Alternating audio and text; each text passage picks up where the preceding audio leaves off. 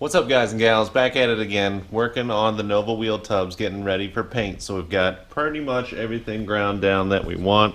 I'm going to do a little bit of cleanup on those two seams where the side plates went back in, and maybe just knock the heads down on these guys so it looks a little bit nicer when the new splatter paint goes on. We got those parts that showed up from Eastwood. Everything's looking in pretty good shape, and we're going to get right to it. First things first, jumping right into the voiceover today. You can see it's a bright sunny day outside, fantastic weather outside. So we've identified some welding splatter that needs to come off. Gonna grab our flat bastard file and make quick work of that so we can have a nice even surface for primer to stick to.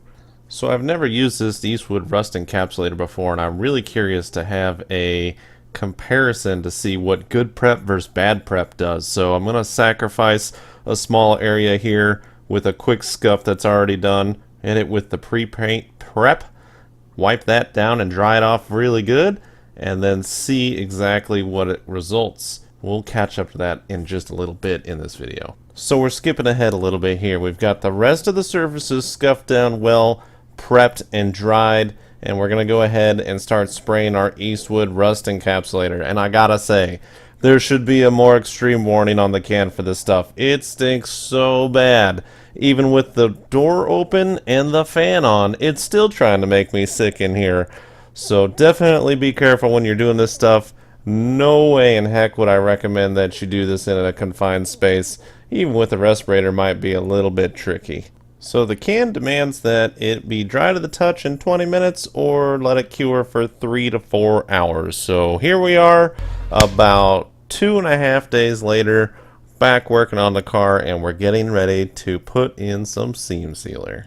So we've got our 3M 08362 seam sealer. This is the gray version, and I was actually really curious to know if this can took a specialty gun or not. Let's crack open a cold one. Lo and behold, there's a plastic plunger in there. Mystery solved.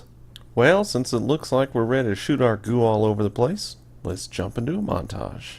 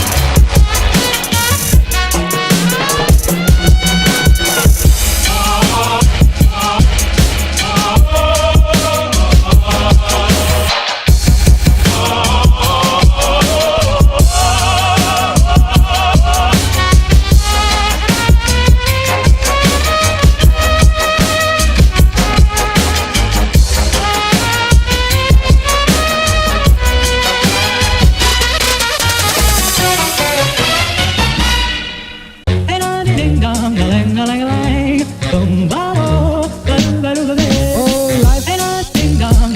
If I could take you up in boom boom bosh, boom boom, tell me I'm the only one that you love. Life could be a dream, sweetheart. Oh, life could be a dream. Ain't a ding dong, plans would come true. Ain't a ding dong, spend my whole life loving you. Life could be a dream, sweetheart. Yeah. Ain't a ding dong, a-lang, a-lang, a-lang. Boom, ba-bo, ba-do-ba-do-ba-day. Yeah. Ain't a ding dong, a-lang, a-lang, a-lang. Boom, ba-bo, ba-do-ba-do-ba-day. Oh, life ain't a ding dong. If I could take you. Woo! Cars and Coffee Westport season opener. There's a top lot and a bottom lot. We got here about 8:30. The event started at 8, and the top lot was full. Over 800 cars in the top lot. And there we just lost Bruce to a Ford. We're just going to move on without him. Take a look at all of the cars here. Hard to get a perspective. Here's a quick aerial shot of that. So my favorite thing about Cars and Coffee is that you get the widest variety of stuff. Anything from these cruisers, Lambos, Ferraris, clapped out risers, total junkers, pure race cars, kids with puppies. It does not make a difference. It's all super cool. Got this classic next to a brand new ZR1. You won't find this type of variety at anything but a Cars and Coffee. So as we walk around the lot, I'm going to try and do my best to stabilize the video for you. There's a little bit of wind noise that I can't get rid of. I apologize. We're doing the best that we can with the equipment that we have on this channel. Oh, I really hope that dog watches out for that truck. Whew. Sick Bronco, bro. Sick Bronco.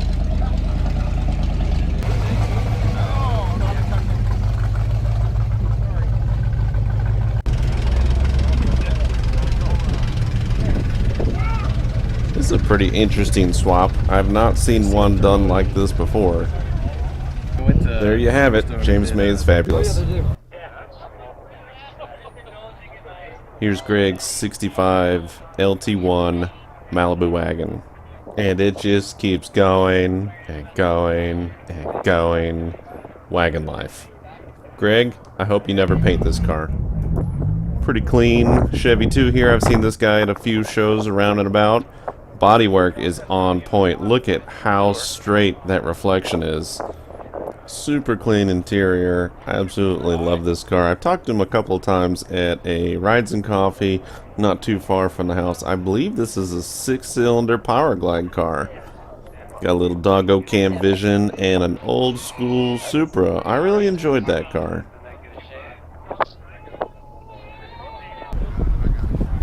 Dude, that wang. Yeah, exactly. Looking at that.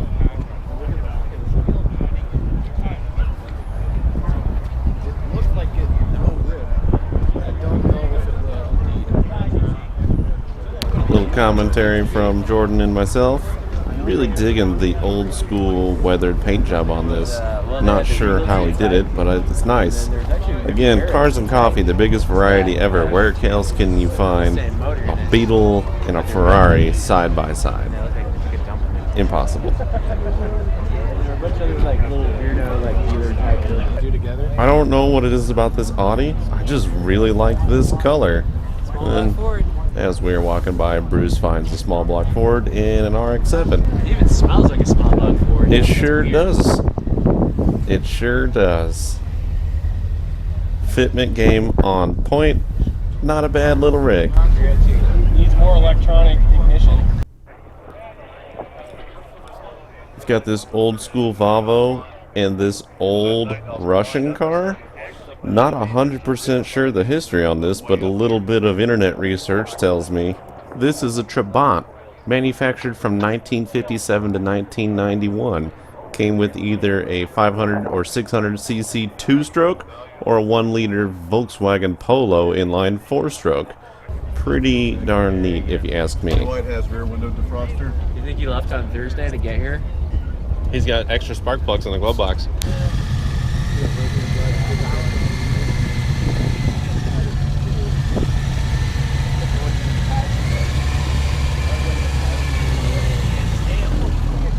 And I don't know anything about that Volvo, but that is cool. And this thing had a big crowd around it, so we can all assume it's cool. It's pretty much how Cars and Coffee goes. Same doggo cam seems to be following me, or I be following him. Who knows? Pretty killer setup on this thing. I don't know a lot about it. I hope the owner drives it as much as I would. Same doggo cam. Checking out this Bricklin. Here's the doggo line up for a pose with the in-car shot through the gull wings. I love them. Okay. Apparently, several of these Bricklins were very shoddily put together, but this guy insisted that his was legit. Here you can see Bruce and Jeff having a discussion about the quality of this one versus all of the others. You see Cars and Coffee starting to wrap up. We've got this sick Charger, super clean. Some crazy rap music in the background, and then a nasty third gen with what? A 1J turbo swap. Dude. I know, right? Sleeper is. So cool. We did talk to the owner for a little bit. Right now he's running the stock computer, trying to sort out a few things before he throws some big power at it. Good job, buddy. So that's all we got for this episode of Epic Tim Car Show coverage. Coming up next on the channel, we're going to be installing this battery tray in the trunk, getting a little bit of relocation action going on. I'm going to figure out how to fit these seats back in the car because they need some serious modification in this area here to fit the wheel tub now. And then we're going to go through a little detail of what is on the bench and all of the parts for the front end swap. Yes, Fred's Garage. We're going to get to you very soon. But first, we got to take care of some other details, see what's going on, what's good with the rig. Check out that stance. For a point of reference, it is 28 5/8 inches from the ground to the center of this trim, which is evenly spaced in between the scallops. We're going to do a little cleanup work back here, get ready for the splatter paint. We're going to buzz off the corrosion in these two corners so that we can see what kind of rust repair we're going to have to do. Convert to LED taillights and a few more trick little things back here. Then we'll be ready to move on to putting stuff together for the front, which includes fuel system, plumbing, planning, assembling the motor, figuring out what to do with this pile of parts, and getting it back on the road to have a good time. So if you enjoy watching the Epic Tim content, go ahead and hit that subscribe button, get notifications by selecting the bell, give me a thumbs up if you want to see some more content, and as always, see you next time. And don't worry, she's still here. Good shop dog.